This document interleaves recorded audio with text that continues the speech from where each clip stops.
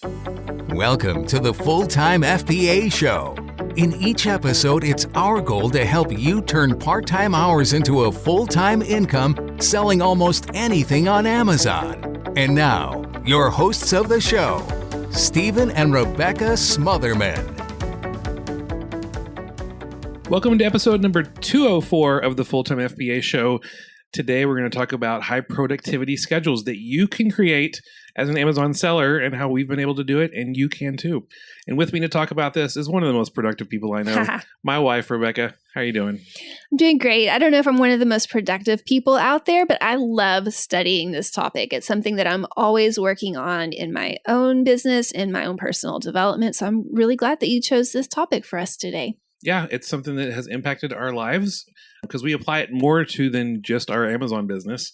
But today's topic, hey, we're going to have it focused on Amazon sellers and how it can impact your Amazon business. And then you can just, as a perk, hey, apply what we talk about today to other aspects and it will impact your life. So let's get to this on today's episode of the Full-Time FBA Show.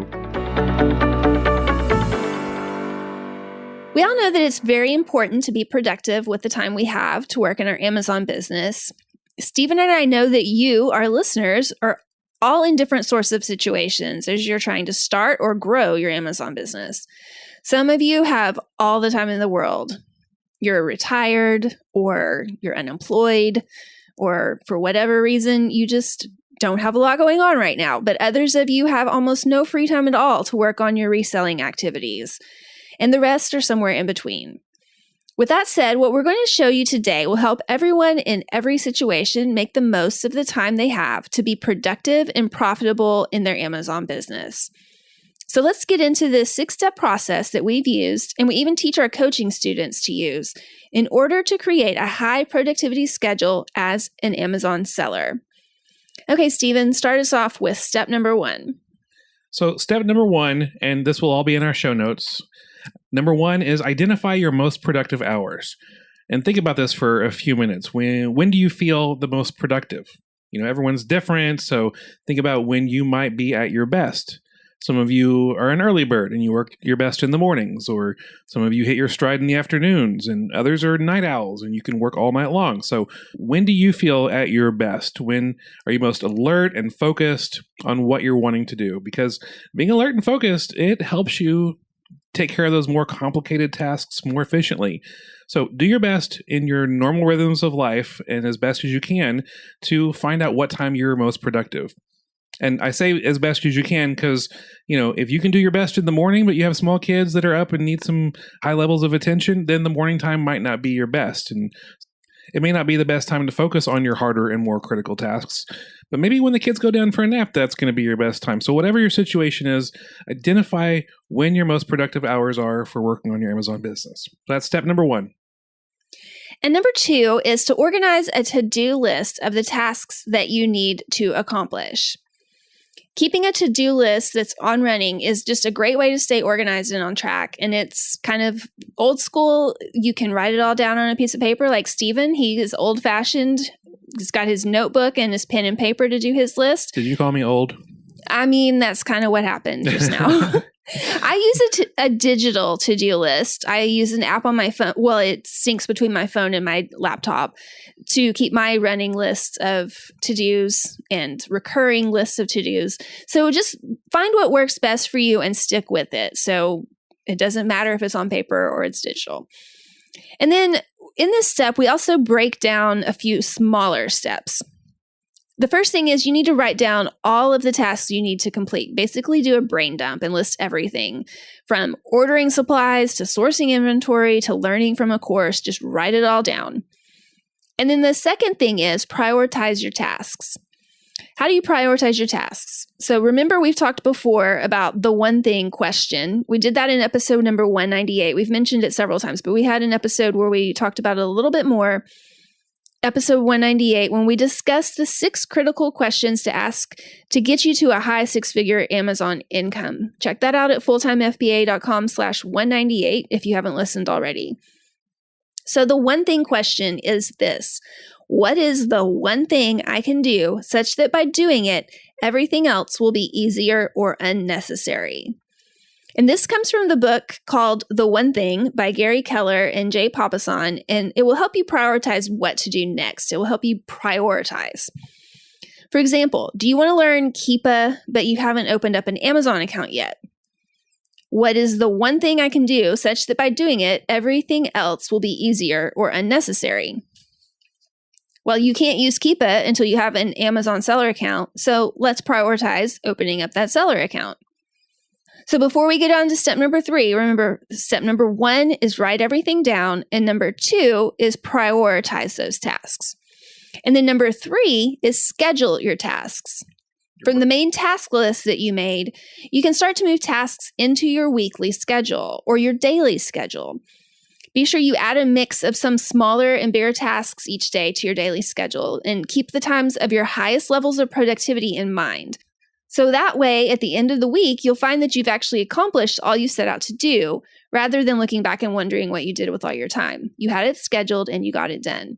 In fact, Michael Hyatt, who is a productivity expert, says, if it doesn't get scheduled, it won't get done. And we can totally attest to this in our own life, in our own business. So if you want a highly productive Amazon business, get your tasks scheduled. So again, the steps that we're talking about when it comes to creating a high productivity schedule for Amazon sellers. Number 1, identify your most productive hours. Number 2, organize a to-do list of the tasks that you need to get accomplished. And number 3, break down the big tasks into smaller steps. One reason we end up not being very productive with our time is because we subconsciously put off the big tasks because, well, they feel too big. We get overwhelmed just thinking about these huge tasks that we want to accomplish. So we procrastinate completing them until either it never gets done or maybe it turns into a mad rush at the end and we just wish we'd started sooner when we finally do get it done. And so that's why breaking down the big tasks into smaller, more manageable steps, it's a smart step for being able to have some high productivity in your life. So which is better for you, an intimidating big task or a series of manageable small actions? Of course, a series of small manageable actions. So it's kind of like solving a complex puzzle. Each small step leads you closer and closer to the finished product. And breaking down the big tasks into smaller steps, it allows you to focus on that one little task at a time without feeling the pressure of the entire project.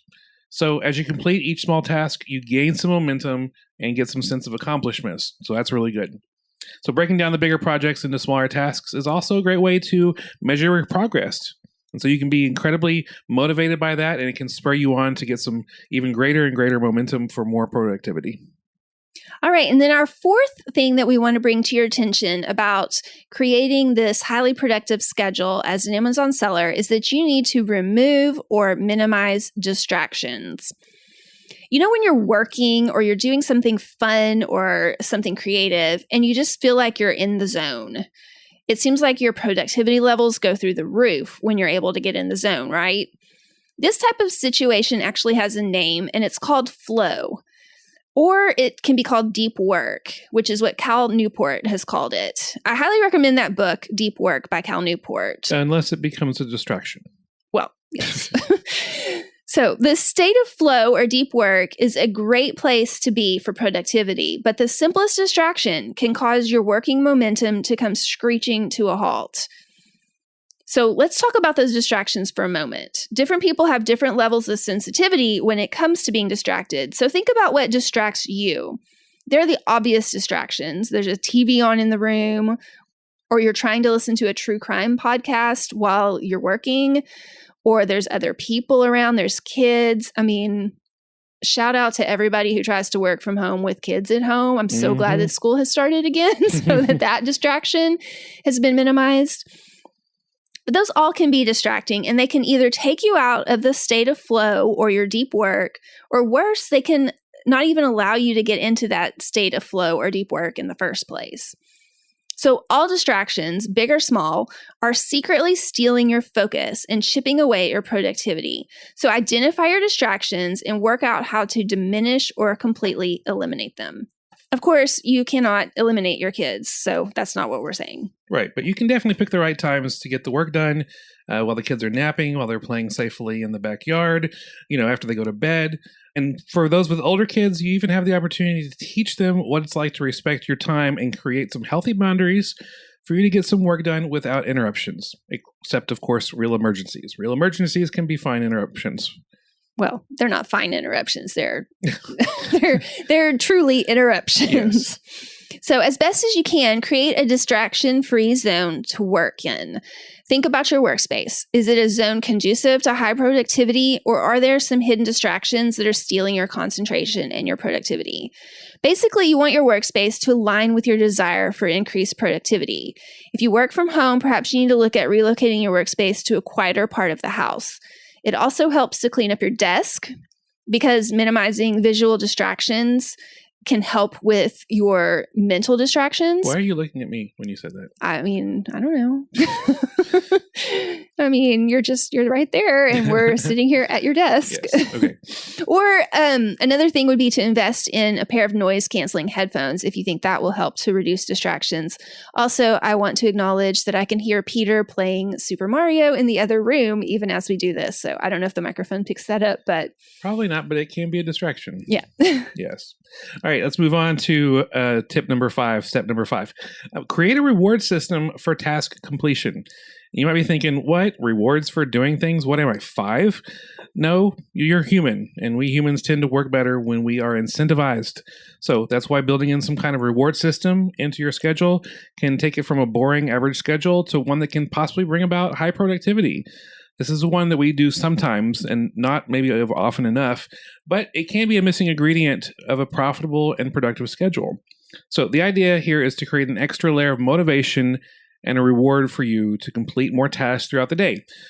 By setting goals that are achievable for yourself and attaching a reward for their completion, then you're incentivized to do the work more diligently and efficiently. Here's something that might help you with this strategy.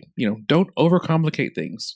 The rewards don't have to be elaborate or expensive. I mean, they can be something like a simple snack break or a favorite beverage or a short break in your day to do something you enjoy, or more bigger rewards for bigger tasks like listening to an episode of that true crime podcast you turned off so that you could focus to get more work done, or making a coffee shop run, something that you like that will motivate you. Many of you know that I enjoy all things baseball, and one time I bought a box of 24 baseball card packs.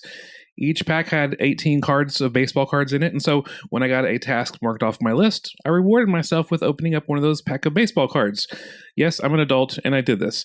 I loved it, and it motivated me, and I got things done. So find out what motivates you, and stick with it. Seriously, the satisfaction of completing a task paired up with the excitement of a reward, even if it's a little one, it can be a powerful combination for most. All right. And our 6th and final suggestion for creating a super productive schedule as an Amazon seller is to take regular breaks at regular intervals throughout the day. And we've talked about this before, but you can actually be more productive when you take breaks or get some rest throughout the day. This goes against the hustle culture that's so prominent these days. But there's real scientific data that tells us that we're actually less productive if we're on the hustle train all day. So schedule in regular breaks throughout the day.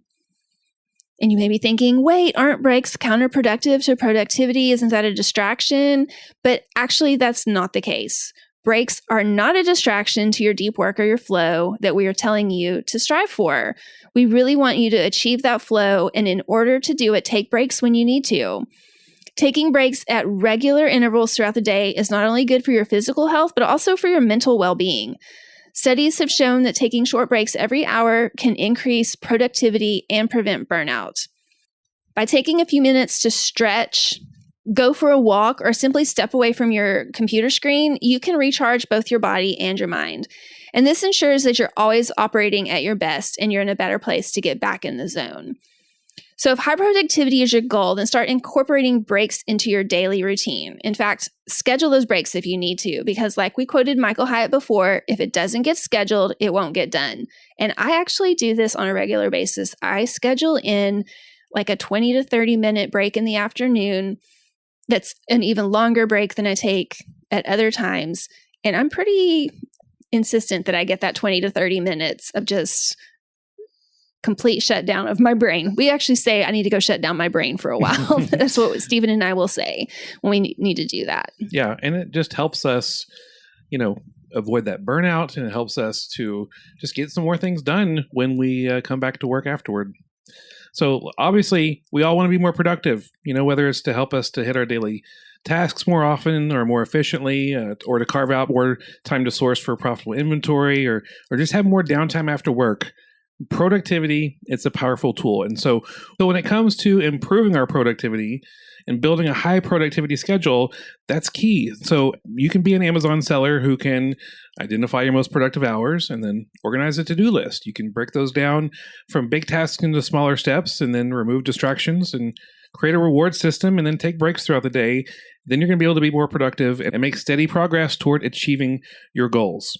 So if you're interested in Amazon strategies like these, we have mindset trainings. We've got all sorts of stuff that focus on helping you become a more productive and more efficient Amazon seller. We offer coaching. If you're interested in our coaching, check out fulltimefba.com/coaching. And we get into things like this: some Amazon strategies to help grow your business, mindset strategies to kind of make sure that you're in the right mindset, and then business strategies to help you grow your business throughout and things like this to be more productive. So check that out, fulltimefba.com/coaching for more information about our coaching program. Thank you so much for joining us for this episode of the Full-Time FBA Show. As always, we have the show notes and the transcript for you at fulltimefba.com/204 because this is episode number 204. I think this is an episode you will really want to check out because we got all those links that we mentioned before and that list of the 6 different steps that we covered here for creating your super productive schedule as a Amazon seller.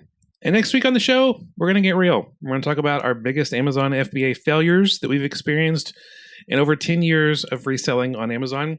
So we're going to bare our hearts and our souls to you next week. Oh, goodness. And we just want to make sure you don't make the same failures or mistakes. And so we're going to share them with you next week on the Full-Time FBA Show. That's all for this episode of the Full-Time FBA Show. So head over to fulltimefba.com/podcast, where you'll find the show notes and links from this episode. While you're there, subscribe to our newsletter where you'll get several free downloads of our popular and helpful Amazon FBA resources. Now, take action on what you've learned today so you can find success at turning part-time hours into a full-time income with Amazon FBA.